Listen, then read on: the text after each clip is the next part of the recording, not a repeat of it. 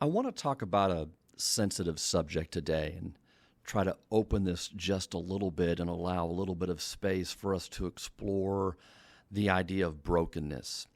And oftentimes I will have couples or even individuals come to me and they'll come in and plop down on my couch and they may say something to the effect of, "I'm broken. You've got to fix me. There's something wrong. I'm defective. There's something amiss inside of me." And what I think they're trying to communicate is this idea that for whatever reasons they don't understand, they're finding themselves in situations that they're repeating or self-sabotaging or falling in love with the same kind of person over and over. And they begin to put this pattern together and recognize that it may not always be the other person, that maybe there's something inside of me that's not quite right. And so they'll say something like, "I'm unworthy of love," or "I'm defective," or "I'm broken," as the title would suggest. It just breaks my heart every time I hear this. I just feel so much for them. And so I want to explore that today because underlining this sense of brokenness, this sense of needing repair deep down, is the idea of shame. And so what is shame? What does it look like in us? What does it look like in our relationships? That's what we're going to explore. That's what we're going to talk about next. And we're going to answer the question, am I broken? Welcome to Trauma-Free Relationship, a podcast that provides support and guidance to help heal the wounds of attachment trauma. Whether you find yourself struggling with unresolved issues in the past or have experienced trauma in your current relationship, our goal is to provide accurate, scientifically informed information as well as the tools to help you create a secure connection between you and your partner. And here's your host, Tom Philp. Okay, let's dive in. First of all, the role of shame in trauma is significant. Oftentimes, especially with trauma that is ongoing, repeated types of trauma, as opposed to acute or one-time trauma, like, say, a car accident, shame is very much a part of it. And shame is a part of it because as a child or a young person, when something is repeatedly happening to us, we don't have the intellectual capabilities to look at that situation and go, "Wow, my parents, they're kind of messed up." Or, "Geez, the adults in my life, they can't handle this emotion in me, and it's really their failing, not mine." A child doesn't do that. A child says, "Well, if I keep getting in trouble for this, if I keep getting ignored, neglected, shut down, if nobody in my life can show up and mirror this for me, then it must be me." And that's really what shame is about. Shame is a negative story that we tell ourselves about ourselves. It's an internalized experience or set of experiences that ultimately result in a negative self-concept. That's simply what shame is. So when we begin feeling shame, we also call it lower self-esteem, although sometimes they can be a little bit different. But the idea behind shame is that we have a negative story we're telling ourselves. Those folks at the opening that I mentioned that come in and sit down on the couch and saying, "I'm broken," what they're saying to me is that there are times, or I'm living with this intense shame that tells me I'm unworthy of love, that I'm broken, and that I am bad as a person. So that's ultimately what shame is. It is a negative self-concept. It is an internalization of multiple experiences that results in a story we're telling ourselves about us that's usually a very negative story. Shame is created, as I alluded to a few minutes ago, through interpersonal or attachment trauma. And it's often, as I said, very common with repeated types of injuries. These are often unavoidable situations that the child can't control. parents that are unable to tolerate certain emotions, maybe because of their own traumas they're dealing with. Situational, unavoidable situations like abandonment and rejection, certainly sexual, physical, verbal abuse, humiliation, especially in the form of punishments. I'm not going to go into that today, but I've heard so many stories of adults sitting on my couch in the relationships with their partner, and they get triggered because it brings up or evokes memories of how they were punished in a shaming and humiliating way when they were a child. I've seen them try to protect that sense of shame through laughing it off, through minimizing it, thinking, well, it wasn't as bad as it was. But hearing those stories, I'm just horrified, and my heart just aches for these individuals that had to go through that experience because it never should have happened. Humiliation should never be a form of punishment of any kind.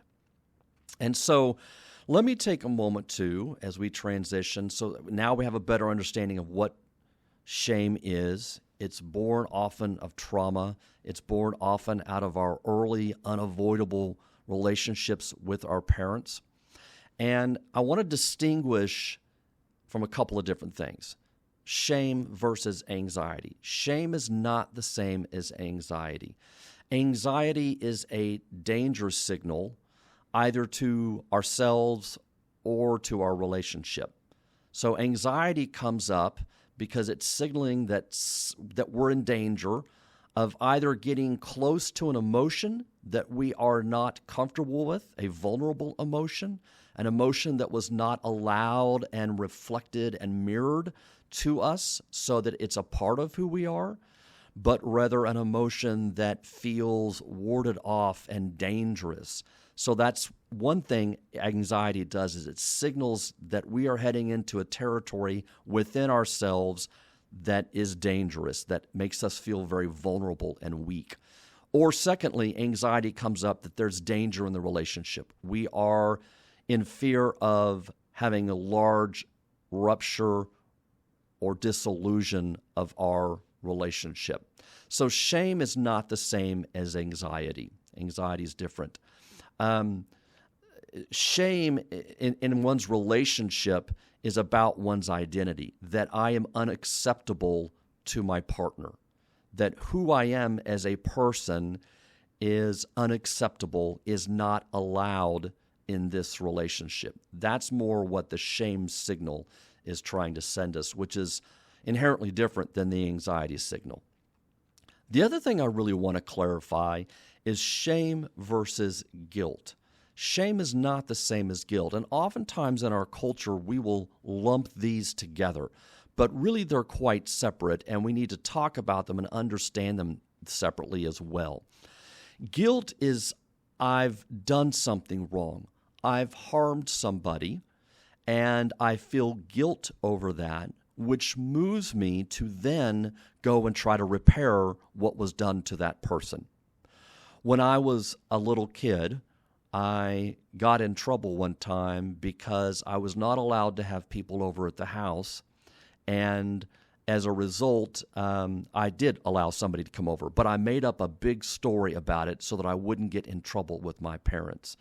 And what I didn't know was my parents ended up calling this close family member's parents and telling them that this whole elaborate story I had made up. Well, I had to confess and admit that I had lied, and then I had to call that family member and confess that I had lied and apologize to them.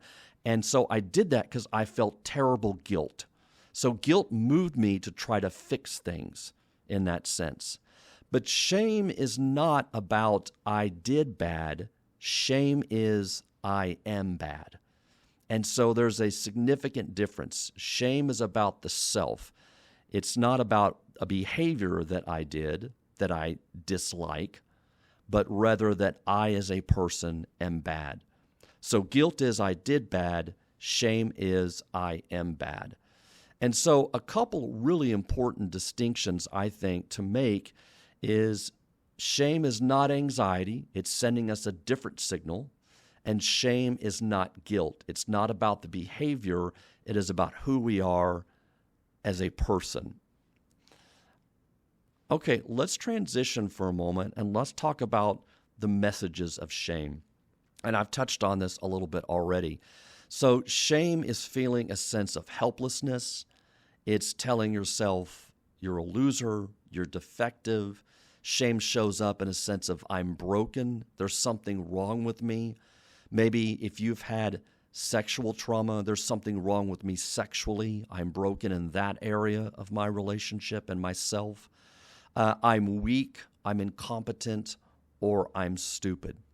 And so anytime shame shows up, it's really important to understand what is the message that I'm sending myself right now? What's the story I'm telling myself about this sense of shame?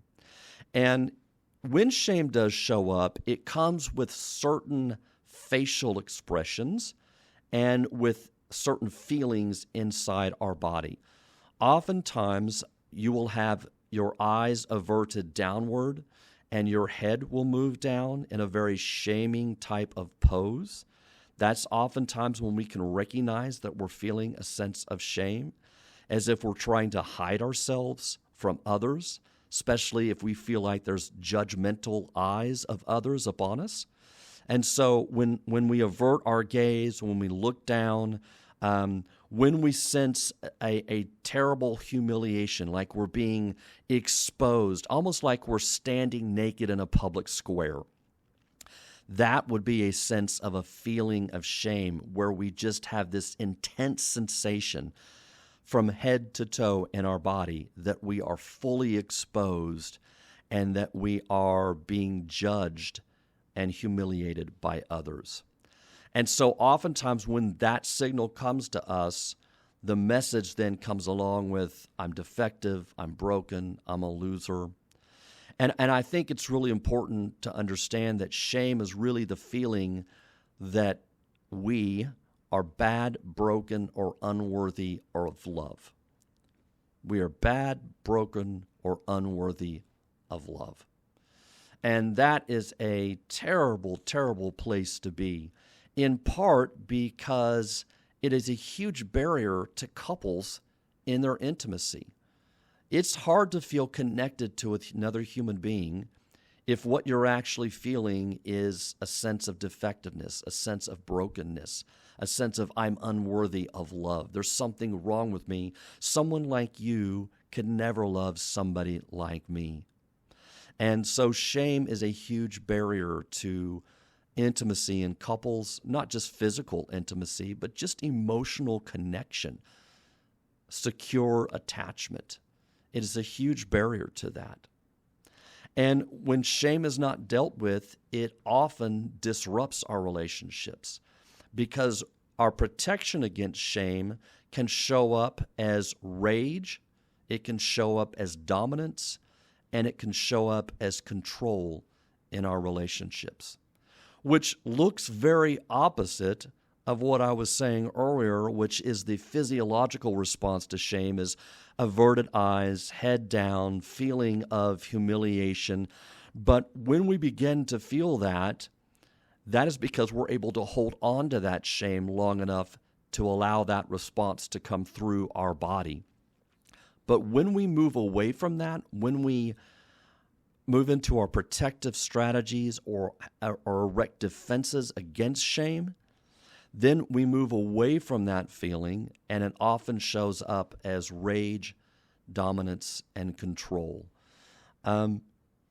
We often talk about narcissism, and shame and narcissism are closely related. They go hand in hand. You might say they're two sides of the same coin, in the sense that underneath this exterior that is presented to the world, as narcissists often do, this facade that they have erected to combat the feelings of inferiority, to combat the feelings of being weak and being broken or being incompetent. So they have covered it with the facade of, look at me, I'm the best, I'm the brightest, stay focused on me, I need to be the smartest person in the room, so on and so forth. and this constant need for attention. Or, as covert narcissism is, we end up just making most things about us, right? So maybe it's not this I need constant attention. I'm going to walk into the room and I'm going to perform a cartwheel and everyone's going to look at me and ooh-ah about how wonderful I am. There's also a covert narcissism that is really where it's much more subtle in the relationship and much more subtle in interactions with our partners, where it ends up being that most things are about us. So covert narcissism might look like you coming to your partner because you're feeling sad. Maybe you want to discuss something that happened in the relationship that made you sad. And what ends up happening is your partner ends up making that about them because they can't tolerate and focus on your sadness, so it has to be about their feelings instead. And so we often see this rage, dominance, and sense of control as a protection against feelings of shame. When we think about the rage, it's not hard to imagine that at all. When people move into shame, they want to attack. They want to move as far away from that feeling. So it's a lot easier to rage over something when they feel out of control and they feel helpless, and shame emerges to remind them that they're not in control of everything, but they are not allowed to not be in control. They've never allowed themselves to fail at something or to not have all the answers. And so they will rage at others in an attempt to try to regain that control and not lose face in that situation. And then when we talk about cycles in relationships, we certainly talk about a cycle of dominance and control, which is much more about identity cycles than necessarily attachment cycles. They're a little bit different. But identity cycles can take on a dominance and submissive type of cycle where one person's shame tends to try to dominate the interactions and dominate them in a sense that their version of reality must be acknowledged and must be accepted more so than their partner's version of reality, because they can't tolerate, due to their shame, the idea that there's multiple realities, or that an event could have multiple viewpoints. Instead, they have to try to dominate or control that so that, again, they look and feel like they are asserting themselves and their dominance, and they're maintaining that facade that they've erected for themselves. So shame, as hopefully I'm demonstrating here, has a huge barrier to connection with couples because of the way it can show up and because of the protections that we put in place when we feel ashamed. Let's break this down a little bit into anxious attachment and shame versus avoidant attachment and shame. So when we talk about shame and anxious attachment, there very much are those feelings of I'm bad, I'm defective, and I'm unworthy of love.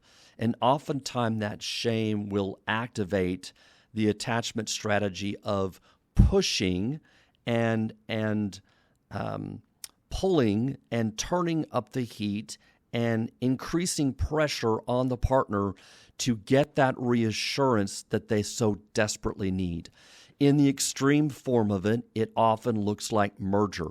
I want to merge with my partner. I want to be one. I want there to be no line, no boundary of separation between what they think and feel and between what I think and feel, because only then will I truly feel worthy and will I truly feel accepted if I just completely merge myself. So in the extreme sense of anxious attachment, individuals will try to almost be one and have zero boundaries between them and their partner because that sense of shame and defectiveness is so at the surface. It's so easily triggered, and they're living with that day in and day out.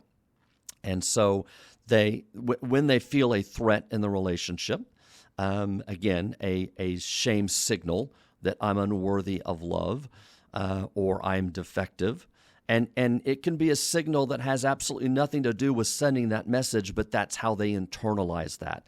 So a partner might just roll their eyes at something the anxious attachment person says, and that would be enough to trigger this feeling of defectiveness. And so now they're going to upregulate. Their whole physiology is going to move into fight or flight, and they are going to immediately try to repair that, understand what that meant, and get reassurance from their partner. So shame is quite prevalent in anxious attachment. It doesn't mean it's the only feeling. Obviously, anxiety plays a part of that, as the title of anxious attachment indicates. But shame is certainly a part of anxious attachment as well. So what does shame look like in avoidant attachment?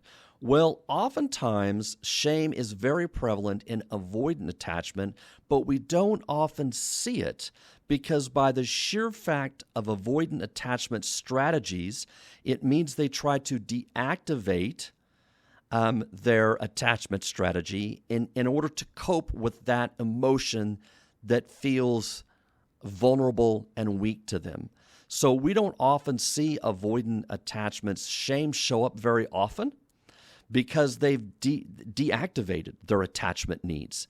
So they are totally okay being self-reliant, autonomous, depending on themselves. And as I've mentioned in other podcasts, especially the one on avoidant attachment style, right, they are an island unto themselves, and they are perfectly fine with that, at least for a time being. Our attachment needs never go away. It's deep in our DNA, and we never not long for somebody to attach to. So it's still there, but it is under layers and layers of protection. So the avoidant attachment style, when their shame shows up, they also often use deactivating strategies, and they down-regulate, so they move away or disassociate that feeling because it reminds them of vulnerability and a sense of weakness. Anxious attachment style tells stories such as, I'm bad, I'm defective. Avoidant attachment styles tell themselves stories of, I can't ever get it right, I'm never going to be good enough, I'm never going to measure up.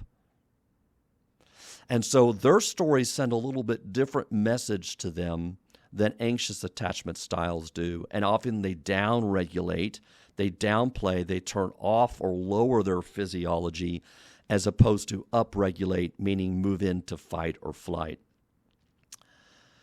And finally, shame plays a big role in disorganized attachment as well. And as I've said, we don't often see a lot of disorganized attachment. It's really less than 1% of the general population, but occasionally it does show up.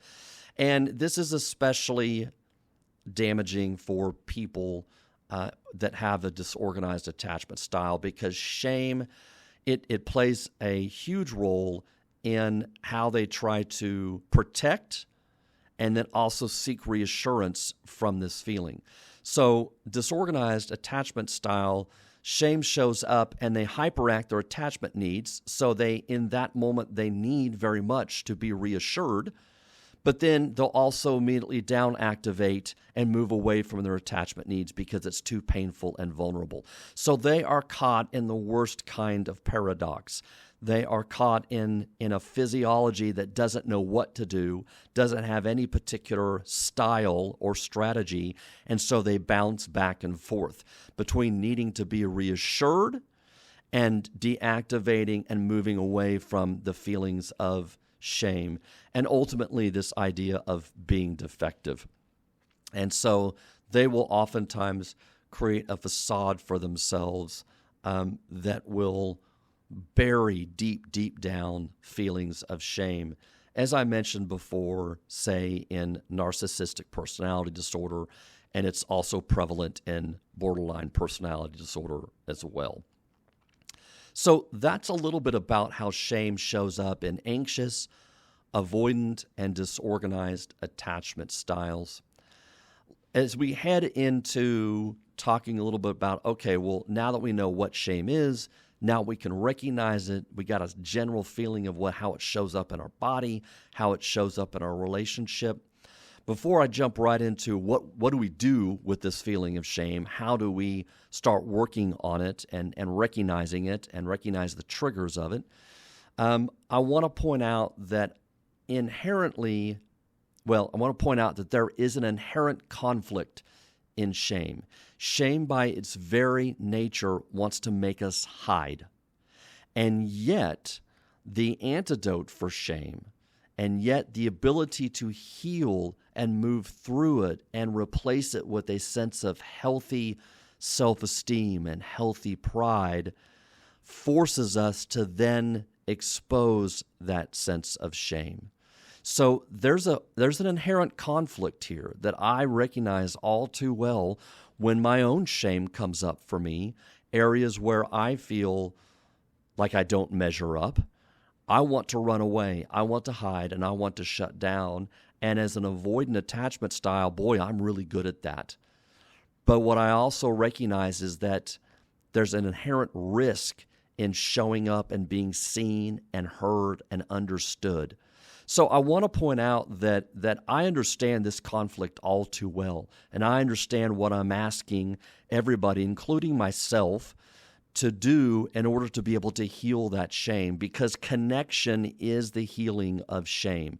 Connecting to ourselves, the healthy part of ourselves, and having a safe, secure connection to others is in large part how we heal that shame. So shame involves an inherent risk. In order to heal it, we have to take that risk of showing up and being seen and heard and understood, in spite of the fact that shame itself wants to make us hide.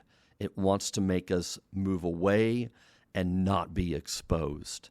So therein lies the rub with shame, is that in order to heal it and get better, we must force ourselves in the appropriate way, in the appropriate context, with the appropriate people, to try to show up and be seen and heard and understood by them, so that can be mirrored and it can be seen and it can be attuned to and it can be healed in that sense. Because it's only through those interactions where we are seen and heard and understood that we begin to change our stories from I am defective, I am weak, I am wrong, I am bad as a person, to I am another human being that deserves love and I am worthy of love. So healing involves integrating a course of connecting to your core self so that you can build a positive self-image, a secure self-image when you're in yourself. And also learning to be able to regulate your emotions better so that we don't act in, we don't punish ourselves for little mistakes, but we also don't act out. We don't rage or try to control. We have more tolerance for others as well. So that through that, we are working to cultivate those healthy, secure relationships. Along with a healthy connection, another way that's really important for us to be able to heal that shame is through self-compassion. It's okay when you get triggered and that shame comes up for you, to be able to hold on to that long enough to recognize it, long enough to allow that wave of emotion to rise up, hit its peak, and then begin to dissipate. That is an important process of being able to tolerate that sense of shame and being able to tell yourself, okay, I know what this feeling is. Let me breathe through this. It's okay to feel this right now. I recognize the messages I'm sending myself. And as a result, I'm going to breathe through and allow this to dissipate a little bit before I act on it, before I act in and I punish myself or self-sabotage, or before I act out and I fly into a rage or I try to dominate or control my environment. So self-compassion is really, really important in being able to understand and heal that sense of shame that we so often feel and carry with ourselves. And then focusing on the behavior, not you as a person, is really important as well. being able to recognize, okay, I didn't like what I did there, I let myself down, is actually a healthy form of shame. Most of what we've spoken about today is unhealthy or toxic shame, but shame in small doses, in the right context where it's understood, can be a healthy form of shame. A healthy form of shame says, you know what, I let myself down, I didn't try as hard, or I didn't perform in a way that I thought was my best. And so I'm going to go back to the drawing board. I can do better. I can use this feeling to start progressing towards a better sense of myself. And so when we have that kind of a sense of shame, it can be motivating for us. Oftentimes, I will tell couples, especially if I'm working with them over an affair, the individual that had the affair, I will tell them, this does not get to define you as a person. We can focus in on the behavior. No question that this was a poor choice. You probably feel ashamed of the choice you made, but this does not get to define you as a person. You can move past this. You can heal this. You can become the kind of person you want to be that doesn't make this choice again. And so focusing on the behavior and not the signals that's telling you who you are as a whole is really important. And then lastly, I think in terms of being able to heal our shame is emphasizing the positive things that you do and owning those and not just the negatives. Because part of what shame, the emotion, does is it wants to narrow our focus to everything we've ever done wrong in our entire life. It wants to generalize, and it only wants to focus in on those aspects of ourselves and our behavior that was failing, that didn't measure up to our expectations or the expectations of others, of important others in our lives. But it does so at the exclusion of all the things that we do right. And so I tell people often, look, if you're gonna punish yourself for something you did wrong, then you've got to have pride in and take credit for the things that you do right too. You can't have it both ways. You can't only own and accept what you do wrong to the exclusion of all the things you do right, or vice versa, only focus in on the things you do right to the exclusion of anything you do wrong, which is often what narcissism does. You have to be able to own both truths about yourself and hold them in tandem, hold them together. Healthy self-esteem is being able to say, I'm not perfect, I can do better, and each day I get up and I try to the best of my ability. Sometimes I fail, but sometimes I also get it right. Sometimes I fail, but sometimes I also get it right. That is a healthy sense of self-esteem, a healthy identity, and one that I hope you continue to work towards as you work your way through shame and trauma reactions in your own life and in your own relationships. I want to say one final thing because I think it's really important to be said, especially in light of what we've talked about here today, because I know this is a really sensitive subject. Talking about shame is not fun. It's not popular.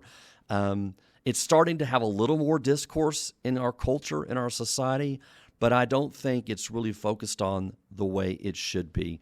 So I want you to know this before we end our podcast today. You are not bad, broken, or damaged beyond repair.